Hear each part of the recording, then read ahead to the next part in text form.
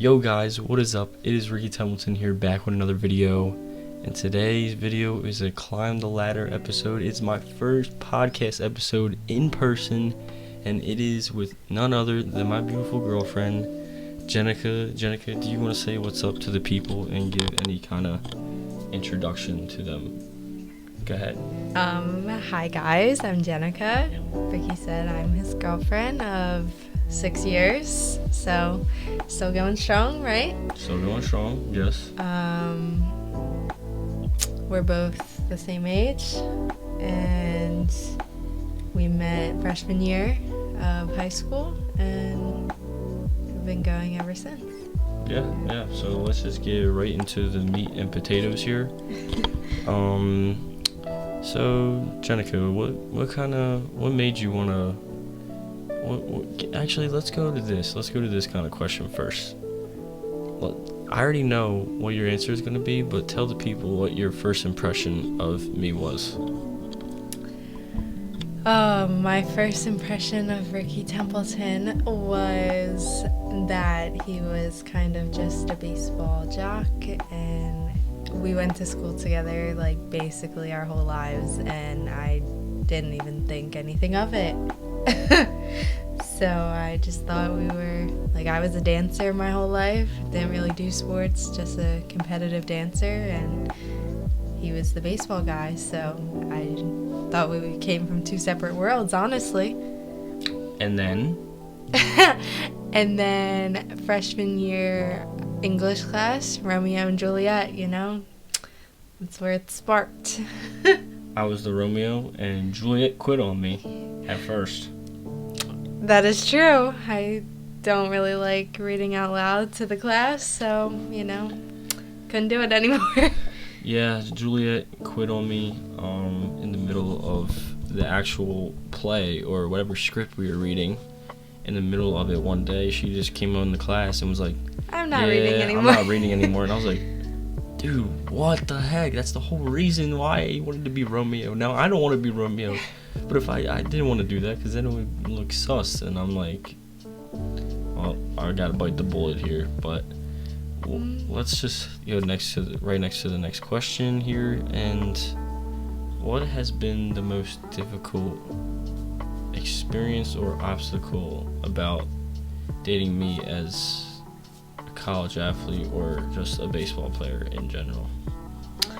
I would have to say the biggest challenge or biggest obstacle is probably you don't go to school too far away, but it's not like you're 20 minutes away. You're like an hour away. So it's kind of like mid-distance. So it's hard. And I'm also like a full-time worker, so it's like trying to make sure our schedules match up, and it's kind of like on your time most of the time, because when you're in season I think it's harder, but when you're like all season or just like have practices, it's not too bad, because I know like you're gonna come home on the weekend or vice versa, like I can come to you. But I think just we have a good schedule where we definitely make the time for each other. I don't think it would work if we didn't. Yeah, good. I was going to ask Jenica what was her favorite memory / I guess game or whatever she wants to call it about in our relationship with baseball. What was your favorite memory so far in that aspect? My favorite memory was watching Little League games, and it was when you were in senior league, and it was the game right before seeing if you guys were going to make it to the Senior League World Series, and it was awesome. You guys won. It was a good season, and you guys like doggy piled, and it was like the best, and just everyone was cheering. Like we had water ice like in the crowd. Like it was just good vibes the whole game, and I wore your jersey, and I was, I really felt like, all right, I'm playing the part. Like I'm a real like baseball girlfriend, and it was like a happy but sad, because I was happy that I got to see like one of your biggest dreams come true. But also I was like, oh wow, you're leaving on a plane in less than a day. So that was sad, and you were leaving for a good 10 days, and that was when we like kind of first started going out. It was like the summer of like our first year, and I was like, oh my god, what am I gonna do without him for 10 days? Like, that was hard, but also rewarding, I felt like. Yeah, so you started going out July 3rd of 2017, and that was, I'm going to say that was probably like mid-July or end of July. We went to the World Series, and it went into, I would say, maybe the beginning of August, somewhere around there. Yeah. But, yeah, it was a fun experience. We went down to Clemson University, got to stay in the freshman dorms there, and overlooked the football stadium, and that was just a view, waking up every single day and seeing the football stadium. And then down below was Howard's Rock. If you guys don't know, that's the rock that they touch before going down the little hill they do every single game. You guys will probably see it in the clip right now, but and then taking a tour down that field and just doing everything, that was probably the best baseball experience of my entire life. I don't know what else would top it. Maybe if I end up coaching a team that goes to the World Series, that might top it, and maybe an extra goal for me in the future. We will see, but yeah, it was maybe definitely your own kid one day. maybe my own kid. Yeah, maybe it depends on how, even if Little League's around in that time frame, because Little League is a dying thing in baseball. But anyways, that was the best experience of my life baseball wise, and I wish you were there, but again, it was so like last minute.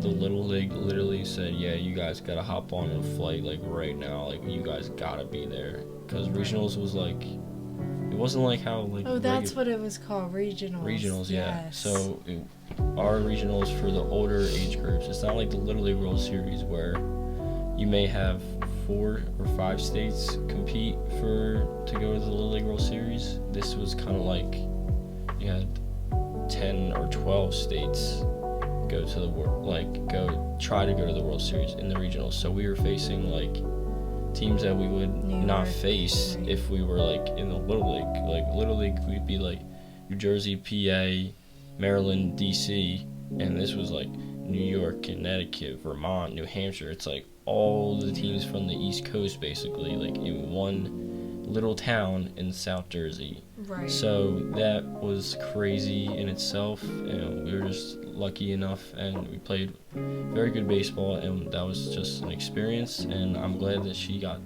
to be able to witness one of those, because I expressed to her in the beginning that I really wanted to play in one of these World Series, and it happened in the first summer that we started dating. So yeah, I guess I was a good luck charm. She was a good luck charm, indeed. But yeah, that like, was there been any other kind of difficult, like, or I should say there has been, but should I say, what else have you learned in those tournaments that have made it a little easier for you? Because there has been other tournaments that have been like weeks long, and I've rarely seen you like in that month period in general. So what makes it kind of easier when you have those longer like ish baseball like tournaments wise? I would say if I can't go because of work or whatever the case may be, I'm someone who is a big supporter of people that I love. So me knowing that he's doing something he loves, and even though I can't be there in person, I'm always making sure that I'm saying like, have a great game, good luck, like I can't wait to hear all about it. We always like FaceTime when we can, and if there's like a game changer or something that I can watch it live, or I'll even text like your mom like, hey, like if she's there, I'm like, hey, send me updates, I want to know. Like I'm always letting you know like, hey, even though I can't be there, like I still support you and I still wish you the best. Yes, guys, she gives me motivation to be better every single day. Yes. I found a diamond in the rough, as they say, and let's move on to the next question I have for you is, what is something that this can even be non-baseball related, but what is something that you've seen from the beginning to now that has like changed for the better, or it could anything really change in my personality, maybe my just focus in life in general? What is something that you have seen from the beginning in our relationship that has changed now 6 years from now? I would say I can kind of do both, like baseball and not. Because they sort of go hand in hand, but not. I would say baseball related, I've seen you grow like tremendously. Like even in the beginning, I feel like you were more like it came naturally to you. Like you didn't really have to work hard at it. It was kind of just like, oh, I have baseball. I've been doing this for X amount of years since I was, I don't know how old, 6, 5. Yeah, like so. Then when it came into like high school and then even like the regionals, like that kind of thing, it was like each step got harder and harder, so I kind of saw you put in more and more effort and you took it more serious, I feel like. And I feel like in the beginning it was like you would be more down on yourself if you did have a bad game, or if you did like not produce something that you were like proud of, or you knew you could have been better. You kind of harped on like the negative. But now that like you're older and you've been through more things, and I feel like your just whole mindset has changed, it's more so like maybe you didn't do as well as you wanted to, but you're like, all right, on to the next. Or, oh, I'm gonna put in the work now. I'm going to go on my off days and work out, or I'm gonna go hit, or even like in the summertime, like we'll go to the cages, like, or even in your backyard, like we're always doing things that I know the other person like would like and motivate, everything like that. So I just think that just comes with being more mature and realizing you like focusing on the bad is not ever going to help you move forward. Right. Like it's maybe in the beginning it was more so trying to do good, I guess, in a sense of not only that did we start dating, so those butterflies were there of me trying to impress my new girlfriend, but like trying to impress people like colleges, that now that I've found a home for college, that it's kind of like, okay, and when you get older you have to realize that you have to appreciate the little things. Like maybe the old me would be mad that I hit, I don't know, 3 ground balls in my 3 at-bats in the game, or 3 line drives and I got no hits, I went over 3. Maybe the old me would just see that on the stat sheet and be like, man, like that was a terrible game. But like me now, it's like, okay, I made hard contact, like where I hit a line drive, like I beat the pitcher.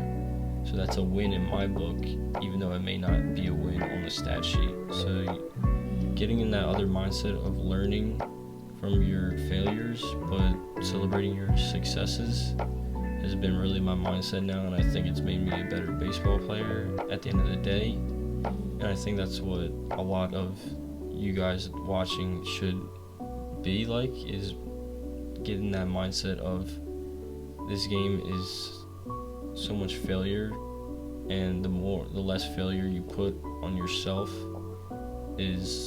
the game just makes it just so much easier. It's literally so much easier. Like if you just takes that like pressure off. Yeah, it really does. Like when you celebrate your little successes, that just makes it like 10 times better and just takes a weight off your shoulder. But I don't want to talk so much about all that stuff, so let's get to the next question and the next question. So this could be a 3-part question. What is your ultimate dream vacation? What is your ultimate, I guess, dream vacation when it comes to, I guess, if you wanted to see me play baseball there. Mm-hmm. And then 3, what has been your favorite vacation with me in general? If it also could involve baseball too, but let's make those 3-part questions. You can answer them however you want. Okay, the first one was your dream vacation. Doesn't have to be baseball related. Second one could be dream vacation with baseball, and then third is either could be dream vacation that you have been on with me that is baseball related or not baseball related. Okay, the first one, my dream vacation is definitely somewhere tropical. I would love to go to an island that has overwater bungalows. So the one that comes to mind is Bora Bora, but I know there's that one. much cheaper ones somewhere, like still in the United States or wherever. I don't even know where Bora Bora is, to be honest. But yeah, definitely I want my honeymoon to be there. And then my dream vacation spot, or like where I would want to watch you play baseball, would probably be like Australia or something. That would be awesome, because when you were at the Senior League World Series, you did have fun with the Aussies. The Aussies were my best friends down there, to say the least. Literally on FaceTime you would be like, this is Callum, like you really like showed me some of their cultures and what they say and their chants, and I love learning about that. And then my favorite place that we went because of baseball was honestly, I loved watching you play in Florida. Like, your spring break trips are pretty fun, and yeah, you play a lot of games because you're in a tournament, but also just getting to have like a sort of mini vacation is nice too, because it's like in March where it's so cold where we live, and in Florida it's really nice there. It's beautiful. Like, anytime I can go on a plane, I love it, so I definitely take the opportunity. Yeah, so since we've been together for 6 years now, and like I said, that those butterflies of me trying to impress you, like, on the baseball field, they haven't disappeared. So now that it's been 6 years and they haven't disappeared, those things that may have disappeared for others haven't for me, and we're this far in the relationship. Is there things that is like sparks that for you, like that are still make you have that butterfly feeling that did in the beginning? Are there any things that I do that still do that? Yes. Explain. I would say when you come and visit me at work, you still, like, soon as I see you, I'm like, oh, my whole day's better, and like I get all red and like the biggest smile on my face from ear to ear, you know. You always come up and try to rizz me up and try to act like you're still trying to get me, or, you know, just doing your little flirting. You know what I gotta do, man? Gotta see if I still got that game. I still got that game. I've been 6 years out of it, but I still gotta see if I got the rizz. Seems to be working, alright, guys? Seems to be working. Yeah, I guess there's something special. And then I'll write something cute on your cup or on your bag, and I know that makes you happy, so. It does.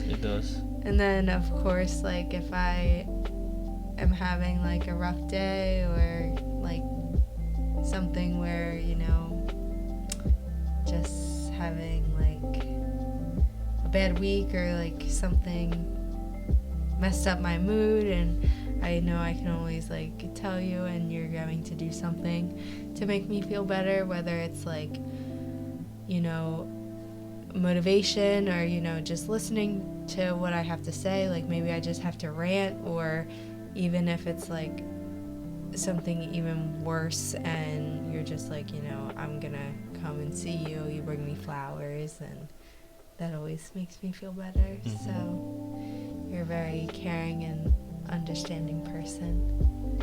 I try to be. I try to be. And, we both have our busy schedules, so it's like, honestly, like her with her job, it's honestly like, it feels like she's like a baseball player, not actually a baseball player, but that same kind of like, oh, like, you may not have that much time, like, it just feels like similarities are there. Like, and even the way she works and the way she do things, it's like I'm comparing them to baseball.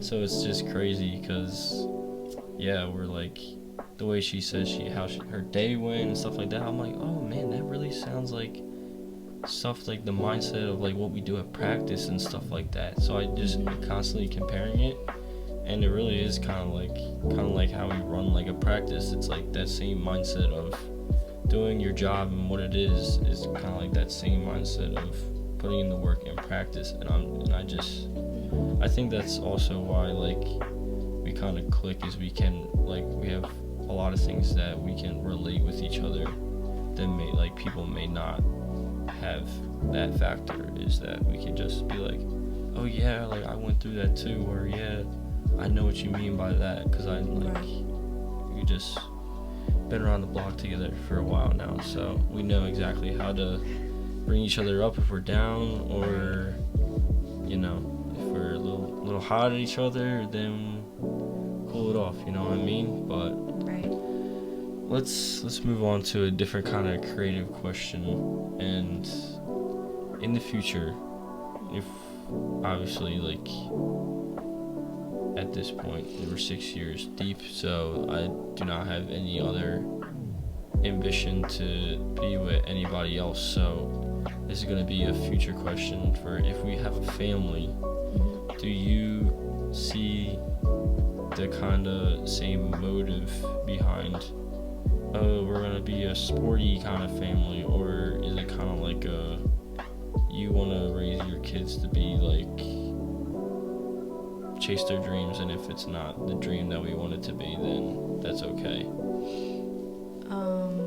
I would say I would want my kids to follow their dreams. I would love for them to follow in the footsteps that we've walked, but if it's not, all I ask for them is to have dreams, have goals, and we will be there as like their cheerleaders to, reach them, push them, make sure like in general they're just happy. Like that's happy and healthy. That's honestly all I could really ever ask for.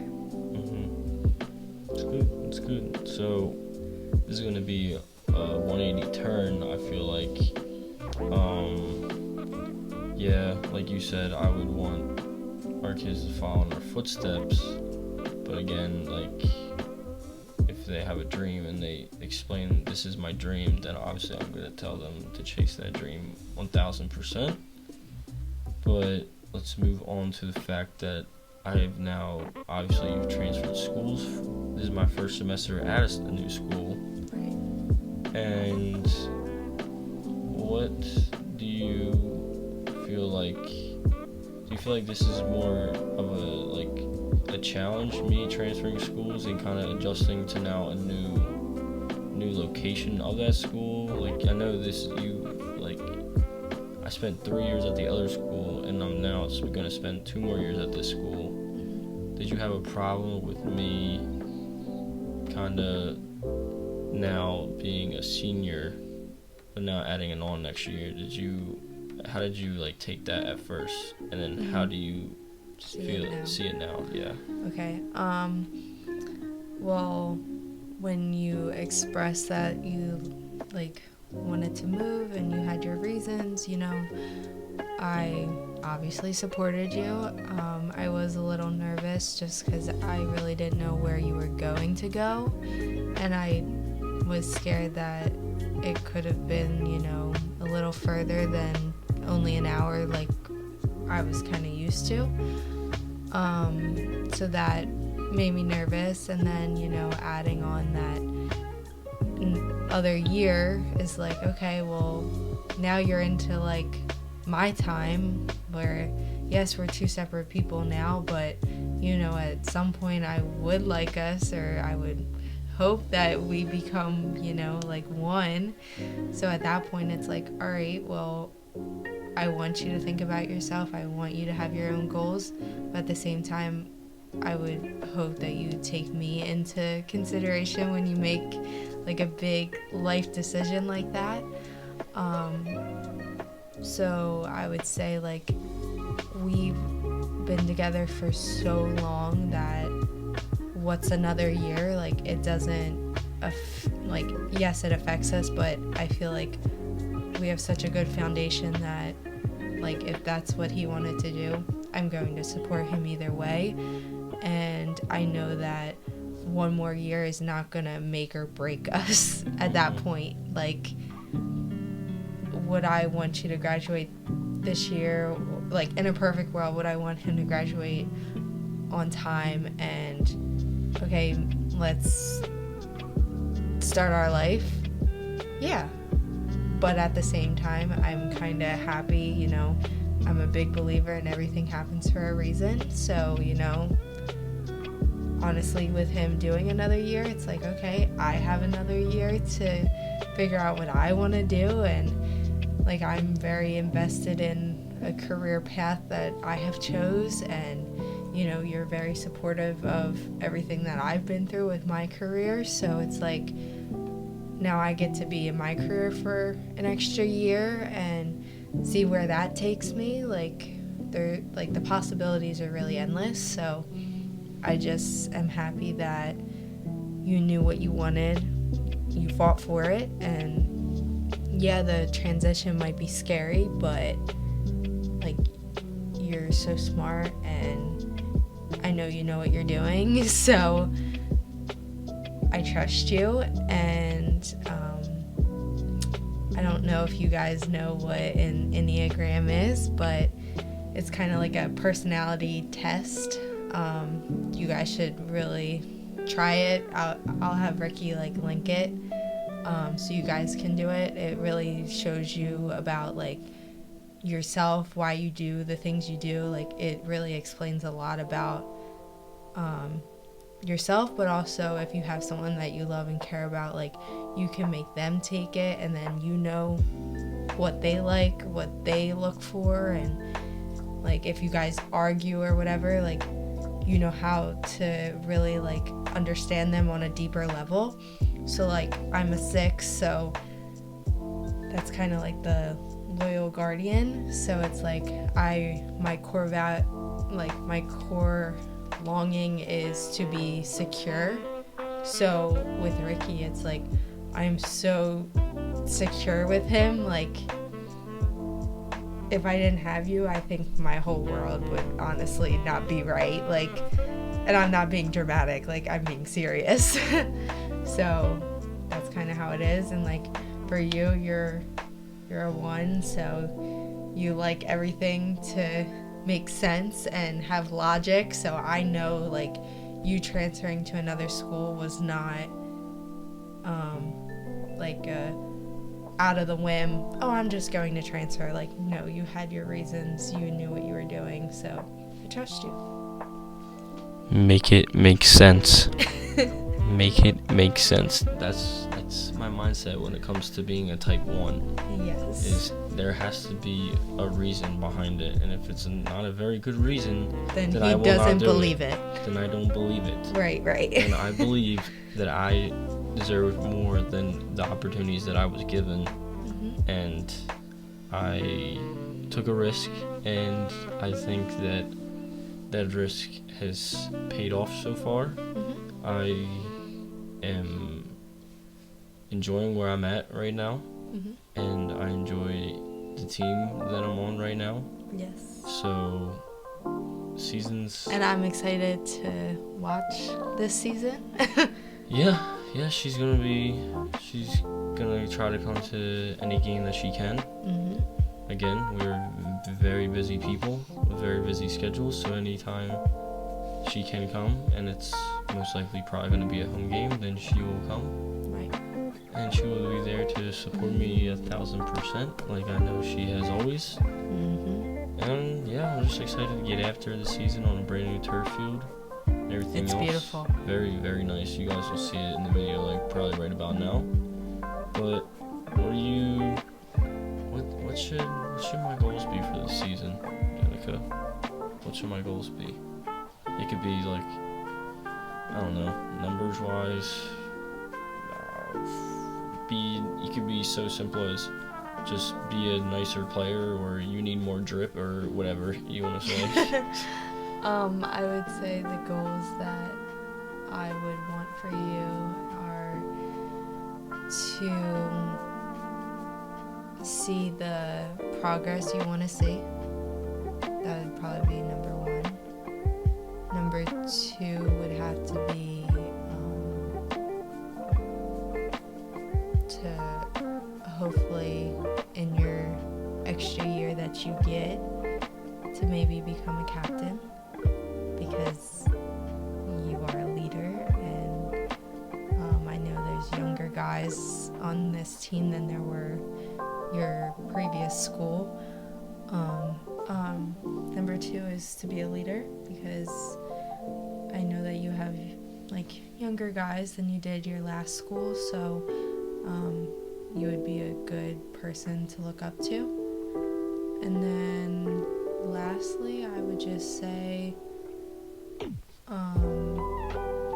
maybe not like baseball related, but just like yourself, keep moving forward, you know.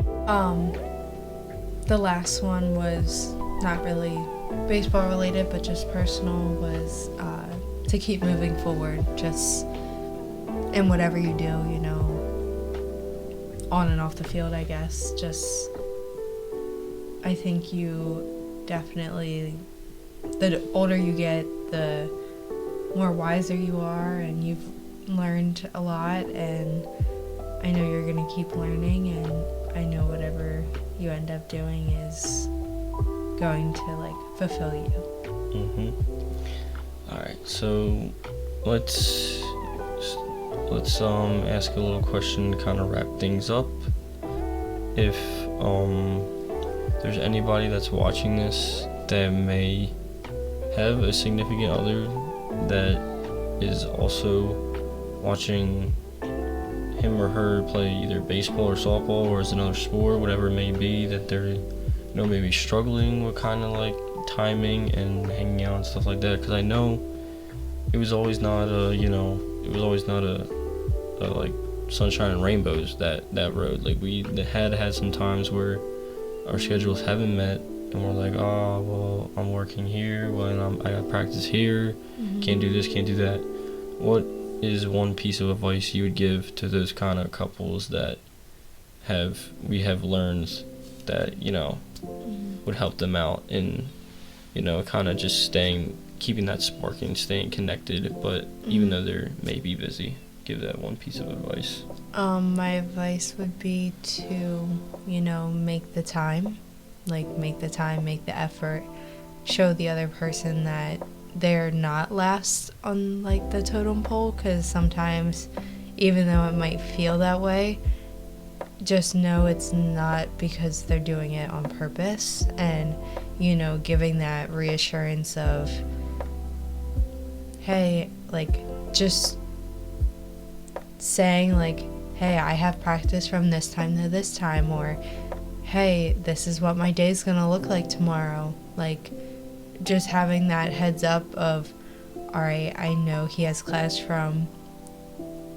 8 to, I don't know, 10, and then practice from 2 to 6. Like, I know, okay, that's where he is. If I text him and he doesn't answer, like, I know what he's doing, and I've never been someone that really had to worry about you, which I'm very lucky, and that really shows that you love me and I love you.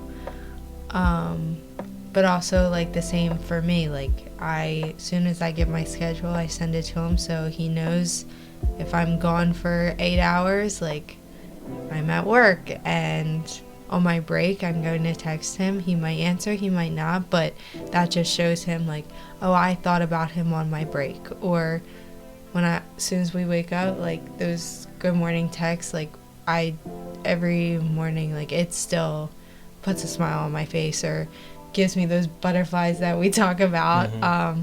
And then like, because that's how you start your day, and then how we end our day is mostly like we're gonna FaceTime and say goodnight, or if we're lucky enough and you're home and we get to be together, then so be it. But my advice would just be to have good communication and just make sure you don't like put in the time and put in the effort.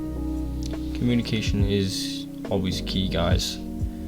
It is always not going to be like I said, sunshine and rainbows. It's always not going to be happiness 24/7. You're going to have dark times. You are going to have days where the timelines aren't going to meet up. And like sending those texts, like we always send good morning texts, good night, and she always texts me during her breaks, during my breaks when I can, if I'm at practice or I'm done practice. Like whenever I can text her, I'll text her, and that person may or may not respond, but just I know deep down inside, like she would never just ignore me just to ignore me.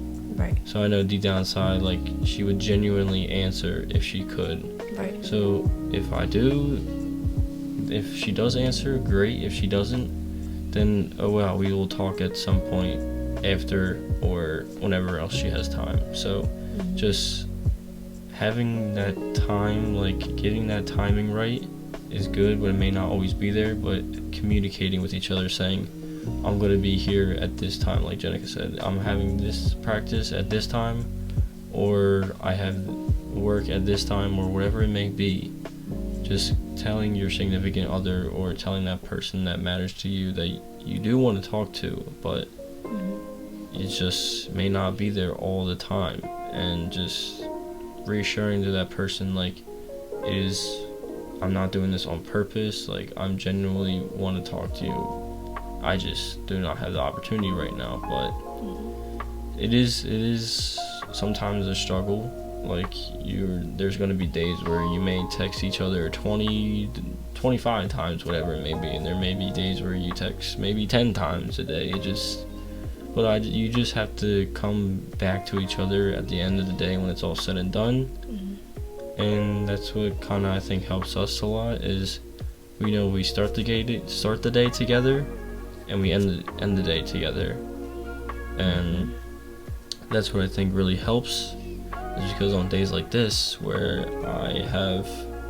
we both are done, like work, or she's done work, I'm done practice for the week, like we both come together at the end of the night because we both have time. We made time for each other. We always say we don't have enough time, but if you truly care about someone, you truly love somebody, you will make time for them no matter what. Facts. So that comes back to, if he wanted to, he would. Yes. The girls would understand that. Yes. If he wanted to, he would. Guys, don't be effing around when it comes to that stuff. Right. Don't be lying to your woman. Women always find out. Keep that in mind. Yep, that's right. I think that's probably the first lesson Ricky learned. Young 15, 16-year-old Ricky. Yeah. All right, they get the gist. But who lies about crab fries? Just answer me that. Who still holds grudges from 6 years ago? Jenica, everybody. He's going to take that to his grave, just so he knows. That's not the only thing I'm taking to my grave. There's a lot more grudges that she will keep busting on me for the rest of my existence on this earth, everybody. But thank you so much for hopping on my little in-person podcast. This is my first podcast in person. Yay! And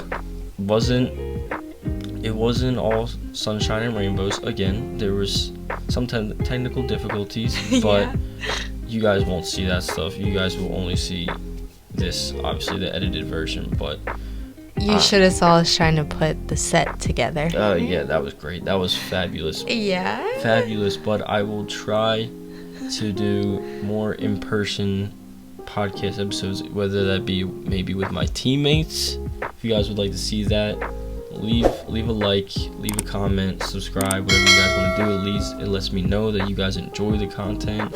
Again, I appreciate this one very much for being my first in-person guest. There was nobody else I'd rather have it with than you. I feel honored. And yeah, guys, this has been Ricky Templeton And Jenica. signing off for another episode of Climb the Ladder. See you guys in the next video. Peace out.